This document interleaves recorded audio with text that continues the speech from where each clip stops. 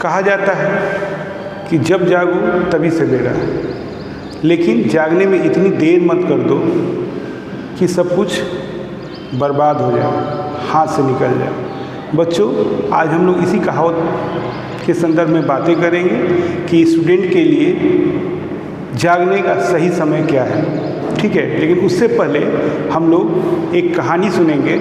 ये कहानी सामान्य कहानी है, ये आपके आस पड़ोस की हो सकती है, आपके मित्रों की हो सकती है, या आपके जानने पहचानने वालों में हो सकती है। एक बच्चा था, काफ़ी हेल्दी था, माइंड से भी सही था और वो पढ़ने में ठीक था। कुछ परिस्थितियों वश जब वो क्लास 5th के बाद पहुंचता है तो पढ़ने में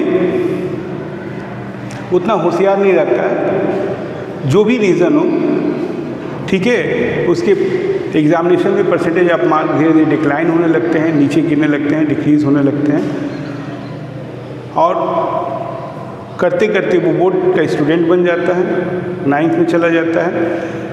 बोर्ड का जब वो एग्ज़ाम देता है तब भी उसके मार्क्स बहुत अच्छे नहीं आते हैं।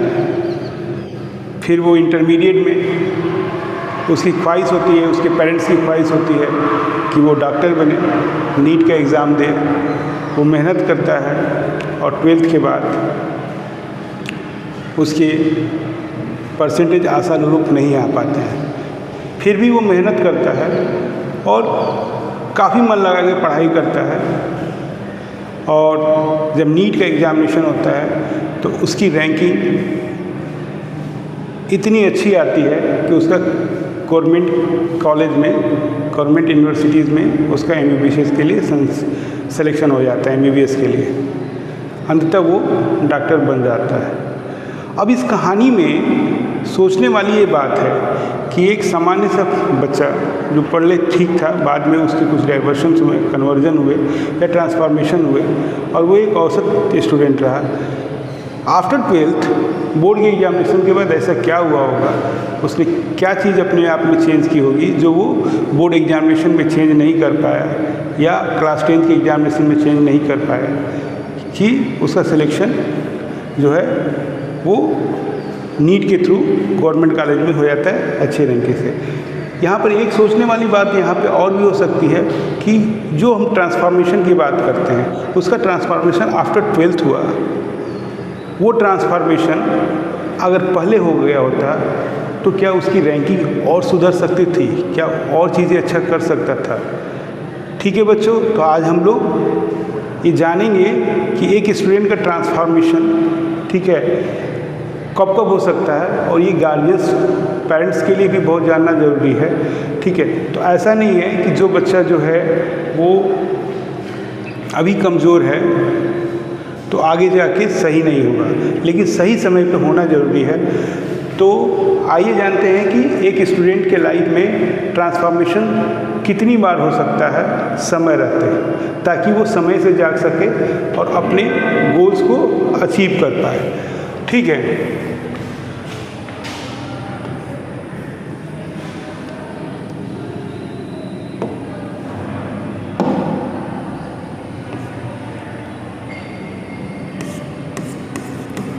ट्रांसफॉर्मेशन,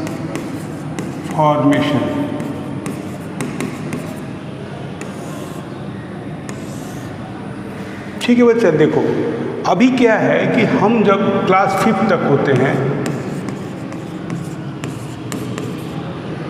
5th तक, तो इसमें हमारी जो भी हम अच्छे स्टूडेंट हैं या हमारे मार्क्स अच्छे आ रहे हैं, ठीक है, या हम औसत एक दूसरे, इसमें हमारा बहुत ज़्यादा रोल नहीं होता है। रोल पेरेंट्स का और टीचर्स का होता है, बिकॉज इस समय जो स्टडी का पैटर्न होता है वो रोट लर्निंग होता है। हम किसी चीज़ की प्रैक्टिसिंग इतनी बार करते हैं वो हमारे माइंड में हो जाता है, जैसे टेबल लर्न करना, ठीक है, जैसे किसी बच्चे से पूछा जाए इसी समय वो सीखता है कि ए फॉर क्या होता है, तो जनरली अधिकतर बच्चे एरो, ठीक है, एप्पल ही बताते हैं, बी फॉर बॉय ही बताते हैं, जबकि there are lots of words, ठीक है, ए से और बी से। लेकिन ये चूँकि हमारा रोट लर्निंग का कॉन्सेप्ट होता है तो इसमें हमारी बहुत ज़्यादा भूमिका नहीं होती है, हमारा इंटेलेक्चुअल माइंड, ठीक है, डेवलप नहीं होता है। तो अगर कोई बच्चा इसमें एवरेज भी है तो ज़रूरी नहीं है कि वो मतलब आगे है अच्छा नहीं होगा। अब आते हैं एक ट्रांसफॉर्मेशन का ये फर्स्ट फेज हुआ। दूसरा, इसके बाद कुछ बच्चे ट्रांसफॉर्म होते हैं। दूसरा फेज होता है, ठीक है, आफ्टर 8th क्लास। यहाँ पे हमारे बच्चों का जो है, स्टूडेंट्स का इंटेलेक्चुअल माइंड जो है थोड़ा सा डेवलप होने लगता है। वो सोचना शुरू करते हैं, वो समझने लगते हैं कि पढ़ाई क्या चीज़ है, स्टडी क्यों ज़रूरी है। और इस फेज में कुछ बच्चे अपने आप को ट्रांसफॉर्म करते हैं। अदरवाइज 8th के बाद जब वो बोर्ड के स्टूडेंट होते हैं, यानी 9th में आते हैं, तो उनको फील होने लगता है कि अब मेरा जो है वो कंपटीशन केवल 40 स्टूडेंट से, क्लासरूम के स्टूडेंट से नहीं है। मेरा कंपटीशन, ठीक है, बोर्ड के स्टूडेंट मीन्स मिलियंस स्टूडेंट्स हैं, ठीक है, ढेर सारे स्टूडेंट, 30 लाख 40 लाख स्टूडेंट होंगे, उनसे मेरा कंपटीशन होगा, उसी तरह के पेपर मुझे देना पड़ेगा। तो यहाँ पे एक ट्रांसफॉर्मेशन होता है और इस तरह के ट्रांसफॉर्मेशन मैक्सिमम स्टूडेंट में पाए जाते हैं, मैक्सिमम, ठीक है। तो अगर आप क्लास 8 तक एक एवरेज स्टूडेंट हैं, देन आपका ट्रांसफॉर्मेशन हो सकता है क्लास 8 के बाद बोर्ड के स्टूडेंट में। लेकिन कुछ बच्चे यहाँ भी उनमें चेंजिंग देखने को नहीं मिलती है, ठीक है। वो कुछ बच्चों का जो है वो after class 10th board examination के बाद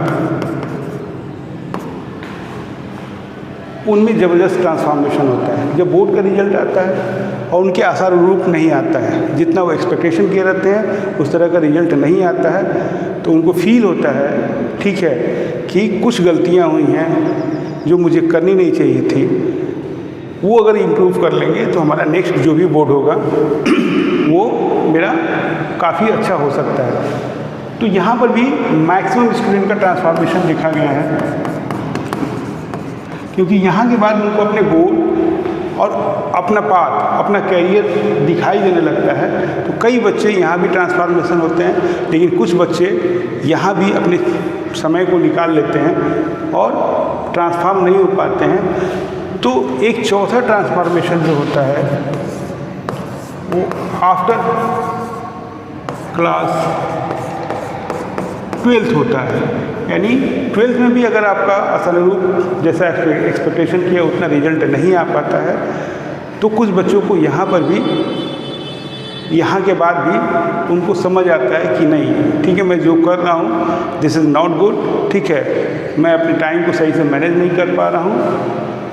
तो यहाँ पे ट्रांसफॉर्मेशन उनका होता है। और जब वो ग्रेजुएशन करते हैं या प्रिपरेशन करते हैं किसी भी चीज़ का, तो उसमें पूरी तरह वो डिवोटेड हो जाते हैं और ये ट्रांसफॉर्मेशन देखने को मिलता है। लेकिन ये ट्रांसफॉर्मेशन मिनिमाइज होता है,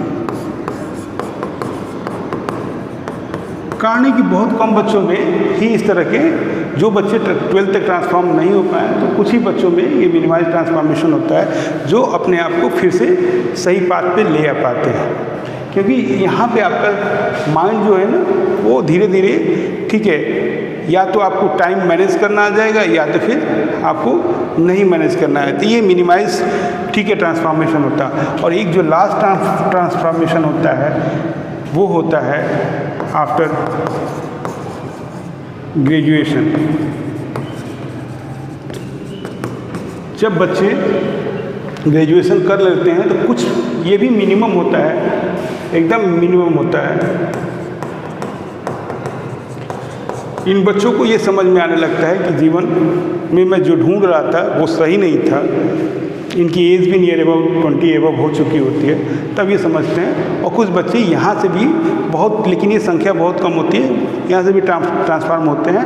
और कुछ ऐसे स्टोरीज आप पढ़ने को मिला होगा या इंटरव्यू देखने को मिला होगा जहाँ से यहाँ पे भी वो अच्छे अपने गोल को अचीव करते हैं, सक्सेस पाथ पे जाते हैं, IAS बन जाते हैं, ठीक है, या बहुत अच्छे कैरियर पाथ पे चले जाते हैं। अब यहाँ पे सोचने वाली बात है बेटा कि ये ट्रांसफॉर्मेशन जो हो रहे हैं, ठीक है, हमको कहाँ पे जागना पड़ेगा, कहाँ पे हमको, ठीक है, सोचना पड़ेगा कि हम जो काम कर रहे हैं, जो पढ़ाई कर रहे हैं वो मेरे लिए प्रॉपर वे में हो रही है, मैं टाइम का सही यूज़ कर पा रहा हूँ, मैं जो चीज़ कर रहा हूँ ठीक है वो सही हो पा रही है कि नहीं हो पा रही है। यहीं से हमारी वो कहावत सही होती है कि जागने में देर मत कर दो। ठीक है, अब रही बात कि कुल मिला के हमारी बात आती है टाइम पे। ठीक है, कि टाइम से ट्रांसफॉर्मेशन का क्या लेना देना है और वो सही वक्त पे हमारे लिए कैसे फ़ायदेमंद हो सकती है। हम लोग टाइम के साथ ही रेस करते हैं बेटा, टाइम ही हमारे लिए बहुत इम्पोर्टेंट है। तो टाइम जो हमारे लिए है, मेरे हिसाब से मैं जो टाइम क्लासिफाइड करता हूँ एक ह्यूमन बीइंग के लिए, क्योंकि इस दुनिया में प्लांट और एनिमल दो कैटेगरीज है। एनिमल की कैटेगरीज में हम लोग आते हैं, लेकिन नेचर ने सबको टाइम को मैनेज करने के लिए पावर नहीं दिया है। प्लांट्स क्या होता है, वो अपने टाइम को मैक्सिमम टाइम जो है इसेंशियल वर्क में निकालते हैं। एनिमल्स जो हैं वो इसेंशियल एंड अदर वर्क्स में निकालते हैं। लेकिन ह्यूमंस बीइंग्स के लिए टाइम को मैं 3 कैटेगराइज में, ठीक है, 3 स्लॉट में कैटेगराइज करता हूँ। पहला क्या है कि हमारे इसेंशियल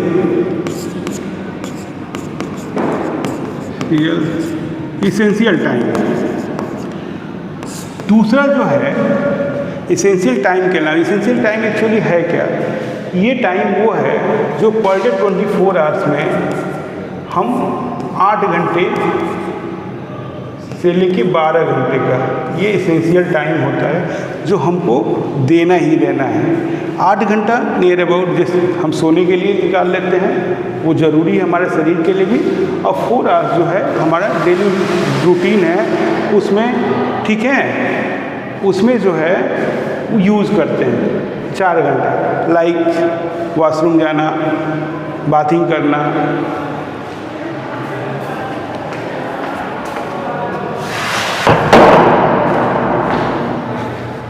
एंड अदर थिंग्स, ठीक है, खाली समय में बैठ के कुछ सोचना। तो ये 4 घंटे हमारे इसेंशियल में जाते हैं। ये हर व्यक्ति का ये स्लॉट है, एक व्यक्ति करता ही करता है। दूसरा जो 12 घंटे का समय बचा, रिमेनिंग 12 घंटे, उसमें 2 ही तरह के टाइम हो सकते हैं। ये अदर टाइम है हमारा इसेंशियल के अलावा। ये इसको 2 भाग में क्लासिफाइड किया जा सकता है। एक होता है क्वालिटी टाइम और एक होता है वेस्ट टाइम। ठीक है, ये 12 आवर्स है। अब ये है कि quality time and waste time. Quality time को अगर हम समझ गए, जो 12 घंटे में ही स्लॉट में हमको करना है, क्वालिटी टाइम को समझ गए और इसको मैक्सिमाइज करते गए, तो बच्चों सच मानो कि आप जो है टाइम को मैनेज करना सीख गए। अब ये समझ में कैसे आएगा कि this is quality time for me, या ये हमारे लिए सही नहीं है। ठीक है, ये वेस्ट टाइम है हमारे लिए। अगर आप क्वालिटी टाइम का 12 आवर्स का केवल 50% यानी 6 आवर्स भी मैनेज करना सीख गए पर डे, तो आप जो भी गोल या कैरियर चाहते हैं वो आपको मिल जाएगा। बस हमको 50% ही मैनेज करना है। एक्चुअल में बाधा क्या आती है, ठीक है, ये क्यों हम जानते हैं या समझ भी गए, हम मैनेज क्यों नहीं कर पाते हैं। पूरे दिन का 24 आवर्स का 1/4 यानी 25% 6 आवर्स हमको क्वालिटी टाइम अपने लिए निकालना है। क्वालिटी टाइम का मतलब है जो आपके लिए आगे बेनिफिशियल हो। अब दिक्कत कहाँ से आती है? दिक्कत आती है बेटा हमारे माइंड से। ठीक है, मेरे कहने का मतलब ये नहीं है कि आपका माइंड खराब या अच्छा है। होता क्या है कि मैक्सिमम टाइम या अधिकतर लोगों में, मोस्ट ऑफ स्टूडेंट्स में, माइंड्स कंट्रोल यू, यानी माइंड्स आपको कंट्रोल करता है। जबकि होना ये चाहिए जो बच्चे अपने माइंड को कंट्रोल करना सीख गए, यानी यू कंट्रोल योर माइंड, तो समझ लीजिए कि ये 6 आवर्स का क्वालिटी टाइम आप निकालना सीख जाएंगे। अब माइंड कंट्रोल से इसको एग्जाम्पल समझते हैं कैसे। माइंड हमेशा आपको चीट करने की कोशिश करता है, वो इजी टास्क लेता है जो उसके लिए आसान है, जो उसके लिए पसंद की चीज़ें हों। जैसे चलो कल से शुरू करेंगे, क्या रखा है, बहुत जीवन है, ठीक है, क्या बिगड़ जा रहा है, नहीं बेटा यहीं पे मिस्टेक है। हर चीज़ का टाइम स्लॉट निर्धारित है। जैसे अगर आपके बोर्ड एग्जामिनेशन 15 फरवरी से होते हैं CBSE के, वो 1 साल पहले से ही निर्धारित कर दिए गए हैं। 1-2 दिन का आगे पीछे हो सकता है लेकिन वो होगा, ठीक है। तो वो निर्धारित है, आप टाइम को वेस्ट कर रहे हो, आप कल परसों कर रहे हो, वो आपकी प्रॉब्लम है। तो जैसे माइंड कहते हैं कि चलो कल से शुरू करेंगे, अरे आज तो फेस्टिवल है, आज तो मामा आ गए, चाचा आ गए, ठीक है, या आज मैं ये कर लेता हूँ, अभी बहुत समय है, बहुत ज़्यादा दिमाग को नहीं मिलता तो उन्होंने कहा कि बहुत समय है, अभी 6 महीने का समय है। बहुत लोग ऐसे हैं जो 1 महीने में पढ़ के निकल गए हैं, वो एक्सेप्शनल केस हो सकते हैं बेटा। 1 महीना के लिए अगर ये चीज़ें मैं बार बार कहता हूँ कि अगर 1 महीना का ही ये पूरा सिलेबस होता तो 12 महीने का एक सिलेबस गवर्नमेंट या एजुकेशन बोर्ड क्यों डिसाइड करता है? वो एवरेज मार्किंग करता है, लेकिन अगर आप स्पेशल हो तो 12 महीने की जगह 8 महीने में तैयार कर सकते हो, लेकिन फिर भी आपको टाइम चाहिए। तो आप समझ लो कि माइंड हमेशा आपको चीट करेगा, कल दिखाएगा, परसों दिखाएगा, आज कहेगा कि आज प्रॉब्लम है शरीर में, आज हेडेक है, ठीक है, आज शरीर सही नहीं लग रहा है, आज लाइट नहीं है, आज बहुत गर्मी है, आज बहुत ठंडा है, आज बारिश हो रही है, पकौड़े खा लिया जाए, घूम लिया जाए। ये रेगुलर रूटीन में आएगा। इट मीन्स इस तरह की अगर आपकी चीज़ें दिमाग में आ रही हैं, देन समझ लेना माइंड्स कंट्रोल यू। लेकिन अब हम क्या करें? Control your mind, control your mind. अब ये चीज़ के अपने माइंड को कैसे कंट्रोल करने की कोशिश करेंगे?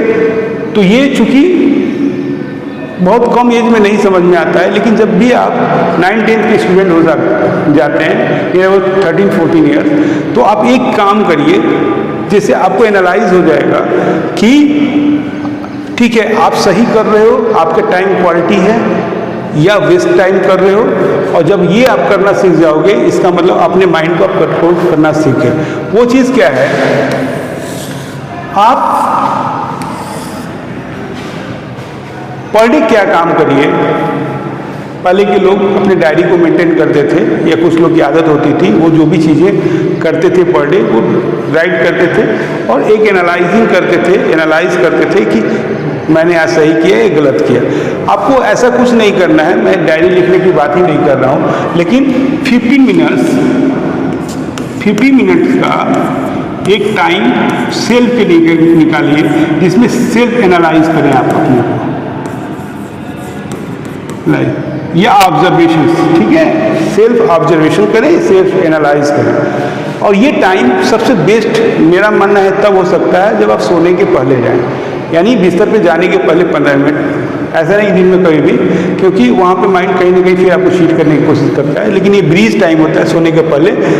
आप 15 मिनट अपने बारे में सोचें कि आज मैंने जो भी एक्टिविटी की, जो भी मेरा काम था, जो भी मैंने एक्टिविटी की, जो भी मैंने बोला, जो भी मैंने किसी दूसरे से रिलेट किया, उसमें मेरे लिए क्या बेनिफिशियल था, क्या मेरे आगे करियर के लिए जो मैं चाहता हूँ, मेरे अंदर जो है मैं बनना चाहता हूँ, वो मेरे लिए बेनिफिशियल है, या वेस्टेज ऑफ टाइम क्या होगा, मतलब वेस्टेज ऑफ टाइम उसमें कितना था। ये दो ही कैटेगराइज करके सोचिए, आपको उसमें फिल्टर होने लगेगा कि हाँ ये जो मैंने काम किया है, जैसे मैंने स्टडी की 3 घंटे, वो मेरे लिए वेस्ट ऑफ टाइम था, ठीक है, कि क्वालिटी ऑफ टाइम था, या मैंने 5 घंटे गेम खेला, वो मेरे लिए क्वालिटी टाइम था या वेस्ट ऑफ टाइम था। ये आपका माइंड खुद ही बताने लगेगा। तो जब आपका माइंड खुद ही बताएगा कि ये आपका क्वालिटी टाइम है, तो आपको धीरे धीरे एनालाइज से आपको लगने लगेगा कि कल ये चीज़ मुझे नहीं करना है। जैसे आपको लग रहा है कि मैं आज फ्री घूम रहा था फालतू का 4 घंटा, मैंने इस 12 घंटे में 4 घंटा मैंने फालतू का इस तरह नुकसान कर दिया, तो अगले दिन से आप वो नहीं करेंगे। और यही चीज़ माइंड जो है आपका सुदृढ़ होता जाएगा और आप माइंड को कंट्रोल करना सीख जाएंगे। तो एनालाइज करने से आपको एक एहसास आने लगेगा कि आपको सही करना क्या है, और धीरे धीरे ये चीज़ें फिल्टर होते होते आप देखेंगे कि सेल्फ एनालाइज से आपकी 6 आवर्स की क्वालिटी टाइम मिल जाएगी। इससे ज़्यादा मिलती है बेस्ट है। अगर 6 आवर्स की भी क्वालिटी टाइम आपको मिलने लगेगी। और इसमें आप कई चीज़ें अपने आप को इम्प्रूव करना सीखेंगे, जैसे आपका आचरण भी, कैरेक्टर भी, किसी से बात करने का तरीका आपको लगेगा कि हाँ मैंने गलत किया, मैंने गलत बोला, मुझे ये नहीं करना चाहिए था। आप किसी पे क्रोध करते हैं, किसी से लड़ाई करते हैं, वो सब आपका माइंड एक्चुअली स्टोर कर रहता है। और जब आप एनालाइज करते हैं तो वो बताता है कि दिस इज़ राइट या दिस इज़ रॉन्ग। क्योंकि आप अपने से झूठ नहीं बोल सकते, दूसरे लोगों से आप अपने को हाइड करने के लिए झूठ बोल सकते हो कि मैंने सही किया, लेकिन अब अपने से आपको फील होता है कि ये this is not for me, this is not my behaviour, मुझे ये नहीं करना चाहिए था, ये मेरा आचरण नहीं था। तो आप धीरे धीरे अपने आप को इम्प्रूव करने लगते हैं और इस ऑब्जर्वेशन के बल पे आप इस क्वालिटी टाइम को अचीव करने लगते हैं। और क्वालिटी टाइम वो आप ही के सक्सेस के लिए ही है, यानी ये आपका जेवी, ठीक है, आप क्वालिटी टाइम का आपका स्लॉट बढ़ेगा, आपका व्यक्तित्व, आपका कैरेक्टर, आपकी पढ़ाई, सब कुछ प्रॉपर वे में होने लगेगी। तो मेरा कुल मतलब ये था, फिर हम उसी कहावत पे कि जागने में इतनी देर मत कर दो कि हर कुछ आपके हाथ से निकल जाए, सही समय पे जाओ, ठीक है। और उससे भी अच्छा है कि आप अपनी कंटिन्यूटी को मेंटेन रखो। अगर आप अच्छे स्टूडेंट की श्रेणी में हो, हर चीज़ आपका मैनेज्ड है, तो डिस्ट्रैक्शन को अपने जीवन से हटाओ और राइट पाथ पे चलते जाओ। You achieve your every goal. Otherwise distraction आएंगे आपके, ये जरूरी भी है। एक स्टूडेंट की लाइफ में डिस्ट्रैक्शन आते हैं, ढेर सारे एज के फैक्टर्स पे आते हैं, आपका माइंड सही नहीं कर सकता है, लेकिन हम उस चीज़ को दूर कर सकते हैं सेल्फ एनालाइजिंग प्रोसेस से। आप रेगुलर हैबिट डालिए 15 मिनट्स का, और आपको लगता है कि कुछ चीज़ें गलत हो रही हैं तो एक स्टेप आगे जाके आप उसको नोट कर लीजिए, ताकि वो आगे जब भी आपके दिमाग में आए आप उस डायरी के पन्ने को या उस पेज के पन्ने को देखें, आपको ये लगे कि जीवन में मुझे ये नहीं करना है। ठीक है बच्चा, क्योंकि आप टाइम को मैनेज करना सीख गए तो आप माइंड को कंट्रोल करना सीख गए। जब आप माइंड को कंट्रोल करना सीख गए तो दुनिया का कोई भी डिस्ट्रैक्शन आपको हिला नहीं सकता, कोई ऐसी आदत या बुरी आदत आपको, ठीक है, अपने पद से हटा नहीं सकती, अन्ना तो बुरी आदत लग सकती है। थैंक यू, नेक्स्ट वीडियो में मिलेंगे। ठीक है बच्चों, करो।